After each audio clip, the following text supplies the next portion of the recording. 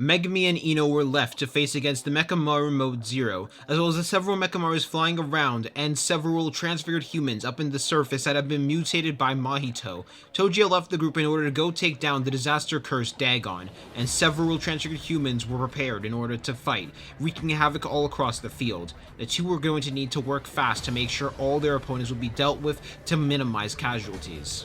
Megumi was beginning to strategize to put his tactical mind to work, while at the same time the smaller Mechamaru drone that was currently with Megumi and Ino began to speak. As he then said, I think I have a plan. In order to operate Mechamaru Mode 0, my physical body needs to be there. I believe Mahito is using transfigured humans he has attached to my brain in order to manipulate my body. If you are able to get inside and eliminate the connectors, the control should be returned to me, and I should have control of my physical body once more. I can release a temporary frequency in order to deactivate the smaller puppets, but it will only last for a few minutes. You'll need to get close on your own. Megumi would have nodded at that plan, showing that he understood what the plan was, as he then said, got it. If that's the case, I think I have an idea of my own. Hope you're okay with having to do some repairs later. Before he could get a response from the Mechamaru drone, he made the puppet sign before making a second puppet sign which summoned Rabbit Escape, as Rabbit Escape cloned itself in order to begin running away, also leaving Ino a bit confused at why he made two signs rather than just one. As Ino was now wondering what his junior's plan was. However, if he knew Megumi was one thing, he was battle intelligent, so he knew he could definitely put faith in Megumi to come up with a good plan. As he then asked, how much time do you think we're going to need to stall for your plan to work? As he placed down his own mask, activating his curse technique Auspicious Beast, going for Reiki first, the second Auspicious Beast. Considering the opponents they were up against, he believed mobility would be much better than just having a good ranged attack right now. As Megumi then responded, that depends. First we'll need to make sure it can't dodge, so probably going for its legs first. As he opened up his hand, and out from his shadows, several blade handles rose out, blades that had been gifted to Megumi from Toji, before he picked up a jet black blade from his shadows as the rest of the blades went back down into them. Several transfigured humans began to notice Megumi and Ino, and then these transfigured humans began to rush at them immediately, in several different shapes, some shaped like animals, some of them shaped like a giant version of humans. However, all of them were rushing towards them. With Megumi and Ino immediately nodding to each other, not even needing to say their plan out loud, as Megumi led the charge, immediately making the hand sign for Nue in order to launch Nue out. Sparks were coming off the winged bird, as it flew at several of the transfigured humans, shocking them. The shock, though, wasn't made to do that much damage, but rather to stun them, and once it was done, it quickly turned back into shadows, before in a blur of movement, Megumi and Ino were able to cut right through the transfigured humans. Megumi's normal speed and precision was cutting through each of the transfigured humans, some slashing the chest, some slashing the throat, and some being stabbed as they fell to the ground. Ino, while using Reiki, was moving around smoothly as well, almost as if he was skating as he eliminated transfigured human after transfigured human. In truth, the both of them wished they didn't have to go to the point of eliminating and killing this many people. However, dealing with the fodder of the group was not too difficult, but what was going to be more difficult was Mechamaru and fighting against Mechamaru, whose Mechamaru's attention now was on the two sorcerers. Mechamaru made the first move, as they lifted up their hand, preparing to launch out a cannon. However, rather than firing out a curse energy cannon, they fired what looked like a cannonball, which was a massive ball of flesh that upon firing had spikes grow out from them. It would seem Mahito had some extra upgrades done to the technology of Mechamaru.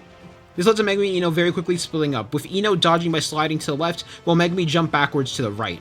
Two of the Mechamaru puppets though flew down towards Ino and slammed into him, pushing him out of the area, leaving Megumi alone to face off against Ultimate Mechamaru. However, that was the least of Megumi's problems, and Mechamaru Mode 0 quickly rushed towards Megumi with a surprising amount of speed in spite of its size, as it attempted to slam its hand down onto Megumi. However, he was quick to slide underneath the hand, avoiding it as the hand made a crater on the ground. This was when Megumi snapped his fingers, and several tongues from unknown wells abyss came out from the ground to wrap around Mechamaru Mode 0's arms. At the same time, they delivered shocks to it as well, calling upon the trait from Nue as Megumi rushed forward with his blade prepared. A memory flashed back in Megumi's mind in that moment, a memory of Toji explaining the process of how to make cursed tools. It was something Toji had always wanted to be able to do himself, but he didn't have a curse technique. Megumi, however, did. He knew applying his technique to a tool would be rather difficult though, but with enough training, it would be possible. This was when Megumi reached over to Mechamaru's massive leg and attempted to slash at the leg, and while he did do damage to it, he wasn't actually able to break it or do much to it. However, another effect happened. His blade ended up breaking before out from the shadows another blade flew up towards Megumi, which he caught. One similar to the previous blade he was wielding. Toji had ordered several blades like the one Megumi wielded for him in order to attempt to turn them into cursed tools. Consider it a birthday gift for all the birthdays that Toji had missed.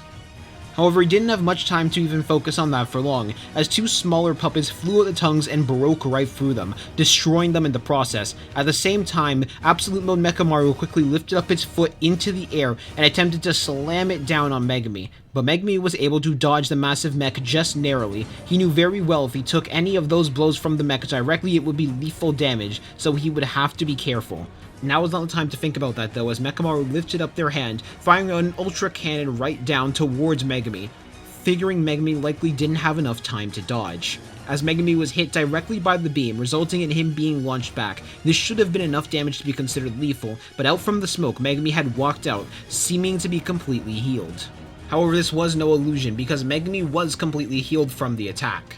But this was a surprise, because based on the data they had access to, Megumi did not have access to Reverse Curse technique, and he had gotten hit directly by the ultimate cannon. Even if he was capable of surviving it, he shouldn't have been able to just heal it off that easily, if he had just awakened Reverse Curse technique. However, in reality, Megumi had not been able to use Reverse Curse technique himself. Instead, he had used Madoka Deer in order to heal himself, which he made sure to make disappear very fast before Mechamaru could even lay eyes on it. After all, this was a secret that he had access to that he did not want the Cursed Spirits to see. It was a direct counter to if he ever had to end up fighting against Mahito, since positive Curse Energy was super effective against Cursed Spirits. And because Megumi did not have a way to harm the soul, he figured this would be the best way, which he was thankful for how useful his 10 Shadows technique actually was. But Megumi also knew he couldn't do that too many times. After all, if he did do it too many times, they would end up catching on, and it would add more info to their databank, which he did not want them to have. Before a glare began to rise from Megumi, a glare which had determination in those eyes. He couldn't use his domain right now, and there was no way he could bring Mechamaru into an area where he'd be able to cast it either. He was just too big. He needed to focus, imagine a reality he could win, and make that reality happen. That was what he needed to do, as the massive Mechamaru lifted up its hands once more, firing out 2 more cannonballs of transfigured human flesh towards Megumi. Megumi had a realization in that moment. That was the key weakness they had, or at least a way to deal with those arms. If he could force them to trigger early, it would do heavy damage to the arms itself. Megumi also had an idea on how to do so, but first he needed to remove its mobility. After all, even if you remove the cannons itself, it would still have the ability to punch and kick, which could do massive amounts of damage. So he needed to complete his original plan first, but getting to Mechamaru would be difficult. However, ideas began to flare up in Megumi's head as the curse energy flared up around Megumi as well, almost like his curse energy was following his will, his determination. Around the field, several Unknown Wells Abyss began to rise out on several rooftops. Unknown Wells Abyss, while not strong, had a massive speed advantage. It was his only way of being able to avoid his father's attacks when the two sparred. So, one of the frogs launched out their tongues, wrapping it around Megumi's left arm and throwing him into the air, before a second grabbed his arm and swung him around, again and again, building up more and more momentum as he continued to be swung, almost like looking like a black blur in the sky. If this continued to build up speed, it would become too much for Mechamaru, which is why Mechamaru created a counter, as they then lifted up both of their hands to fire out another ultra cannon from both hands, not wanting to use one of their more expending attacks, before beginning to close their hands together, almost like he was trying to force Megumi to be in between the two beams to get hit by them.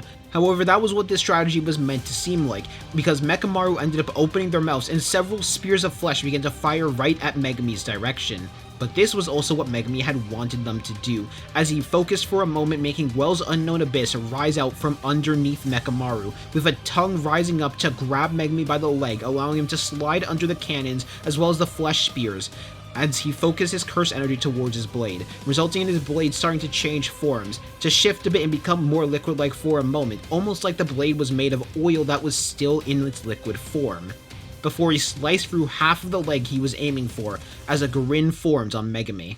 When Megumi landed, there was a thud coming out from the blade though, as the part of the leg that Megumi sliced off dropped to the ground making a thud noise, while the Mechamaru drone began to get wobbly. He didn't completely destroy it, but he was able to do quite a bit of damage to the leg as Megumi stared down to his blade with that grin remaining. Unregistered special grade curse tool, Shadow Blade, a blade that carries the ability to bring whatever it slashes at into Megumi's shadow, an extension of the 10 Shadows curse technique. But he had no time to rest as flesh began to rise out from the wound to its leg to replace the part that had been cut off. This damage should not have been taken lightly though, because while Mechamaru did mitigate the damage, it wasn't enough to make Mechamaru's absolute mode collapse. He was going to need to do more, as Mechamaru lifted up their hands prepared to launch another ultimate cannon at Megumi.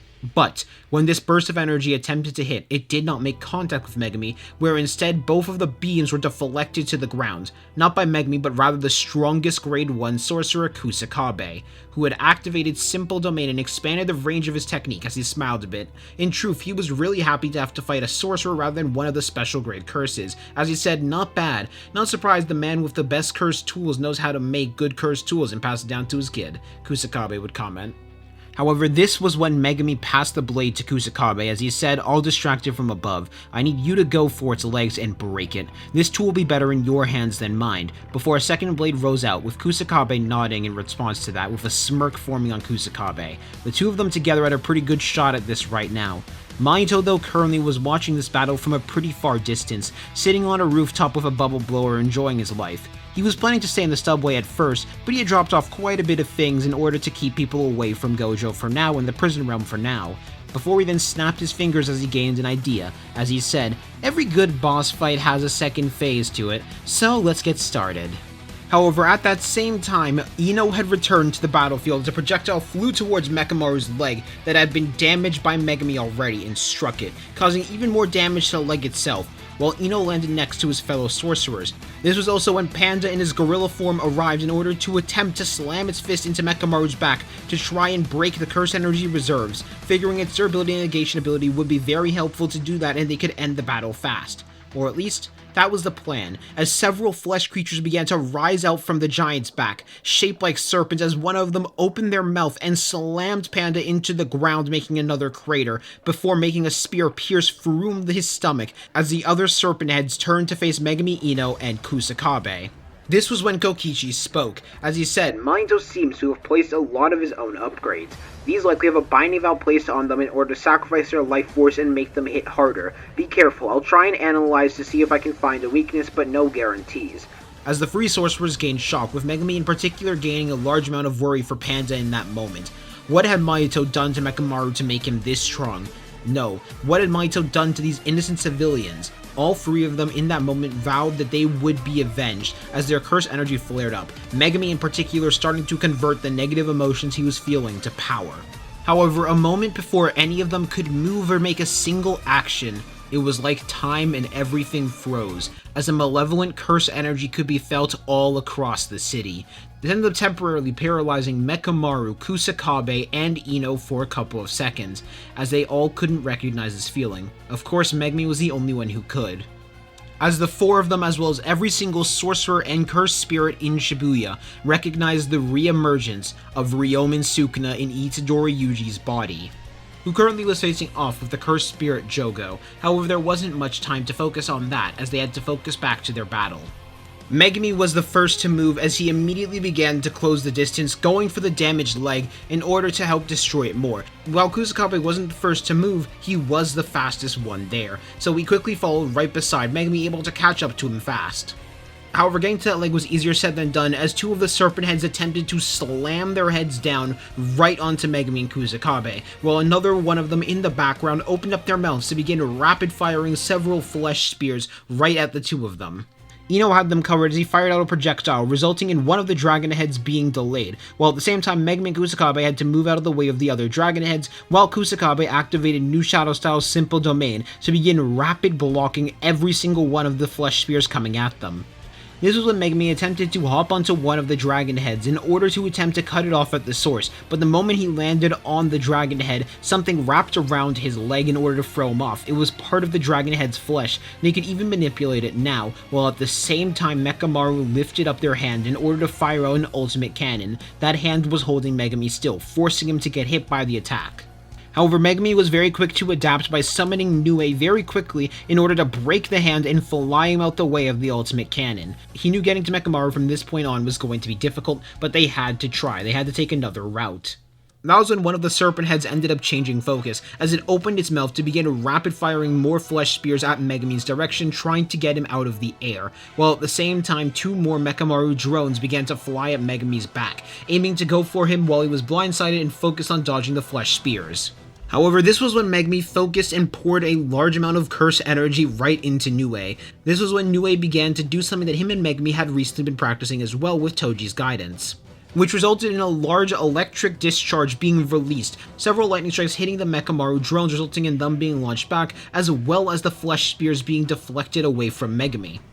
But Mechamaru was way too focused on Megumi at that moment, mainly because Kusakabe immediately went for another slice on his leg, causing even more damage to it as the flesh quickly moved to repair it, resulting in Mechamaru losing even more of their balance.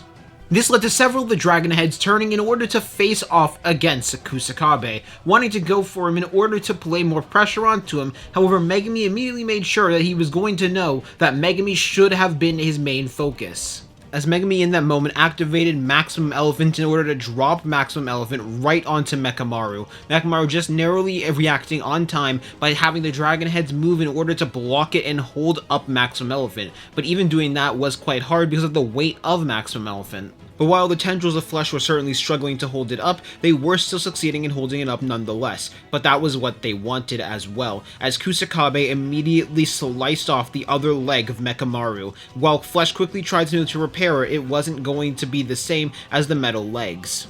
Not to mention the fact that Megumi took advantage of the fact that they were now open, because the several dragon and serpent heads having to hold up Maximum Elephant caused it to be open, so Megumi was able to quickly go down and slice off one of the dragon heads, making them fall to the ground and die, while at the same time resulting in Maximum Elephant being able to lay even more pressure and push Ultimate Mechamaru into the ground.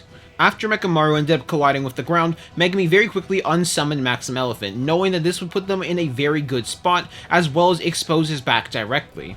Before he called out to Kusakabe in order to tell Kusakabe to go for the other hand. He had a plan now. Now that he had eliminated the mobility, he was going to eliminate their hands to prevent them from firing out more cannons. Kusakabe could very easily see where he was going with this plan, so him and Megumi began to very quickly go, Megumi going for the right hand while Kusakabe went for the left. However, the flesh was not going to make it easy, as several of the dragon and serpent heads went for both Megumi and Kusakabe, but they needed to focus. They couldn't have the distraction in their way. However, a moment before they would have ended up reaching, just on time, both the dragon heads and the serpent heads were deflected away, as the ones that were going for Kusakabe were deflected by Ryu, with Ino activating the fourth auspicious beast just to give Kusakabe more time. However, the one who saved Megumi was Nanami himself as well as Maki. Due to how fast Toji was able to eliminate Dagon, they were able to get back up really fast with dealing with the Ultimate Mechamaru drone, especially because they knew about the fact that they were fighting them right now, and Nanami and Maki would be a lot more helpful for fighting against that, as now both of the arms were also destroyed, resulting in Mechamaru's ability to fire out beams being countered, as well as now Mechamaru only being capable of firing out beams from his mouth. However, suddenly in the distance, they could hear buildings beginning to collapse, which that made a worried expression rise onto Nanami, Kusakabe, as well as Maki's faces. However, Ino and Megumi were actually able to know exactly what was coming, as the rapid escape that Megumi had placed down earlier was carrying another Shikigami inside of its shadow, that shadow being Piercing Ox. The more and more of a distance Piercing Ox ran, the more and more ramming power it was going to have, and it had ended up running through halfway across Shibuya all the way to now. It just needed a clear path, which is why several of the Mechamaru puppet drones began to fly at the bull, or at least it was going to until Kokichi Muda activated the frequency in order to deactivate the puppets. It was only going to be a temporary deactivation, but it was going to be enough. At that same time, the 5 sorcerers that were on the ground quickly moved, with Kusakabe and Megumi going for one of the arms in order to make sure that it couldn't even try to get up. Maki going for several of the serpent heads and knocking them away or destroying them with her hits, mainly because while they were strong, she was more than strong enough to handle this. And finally, Nanami and Ino keeping Mechamaru's mouth shut in order to prevent him from firing out a beam in order to counter. And as a result of this, Piercing Ox would hit Mechamaru Absolute Mode in the head, and the small Mechamaru drone would free Kokichi Muda from Mahito's control. As Mahito himself was still watching from a distance, watching this entire show happen, and he could see things were going extremely poorly, not to mention the fact he could sense that Jogo had just died as well. And Mahito at first wondered if he should stay here, if he should try and finish the job, but he realized something very, very fast. There was no way they were going to win. If a large portion of the sorcerers were dead or damaged, then he would stay behind, thinking they would have a chance, but right now we honestly did not believe they actually had a chance against all of these sorcerers that were still at full HP or close to full HP and present in the moment. Not to mention the fact that Mahito didn't trust Kenjaku at all, and while he was really curious to battle against Yuji, he was going to save that for another day. However, he was also getting some more ideas on how to torment Yuji, and he was getting very excited for that, but his main target right now was not just Yuji, but also Toji Fushiguro, as Toji had not just ended one of the disaster curses, but he was also the one who set up all the students to be on the right path to be able to defeat the ultimate Mechamaru that he set up, as well as defeating Hanami a while back in Goodwill. Mahito had already set up to make sure they could stall for enough time to make sure Gojo would be sealed. He already made good on his deal with Geto, so he was going to leave. However, he could sense something about to happen in the distance, and he wanted to stay to watch that. As the sorcerers in the distance could see two blurs of speed moving while several buildings were being destroyed and cut through. Those two blurs of speed were not able to be recognized at first. However, it did not take much time for them to realize who it was, with those two blurs of speed being Toji Fushiguro and Ryomen Sukuna.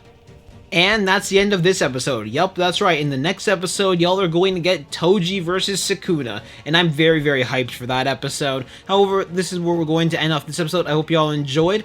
And if you did make it to the end of this episode, comment down the words Steel and Shadows. Anyway, I'm a dip. Hope y'all have a good day. Peace.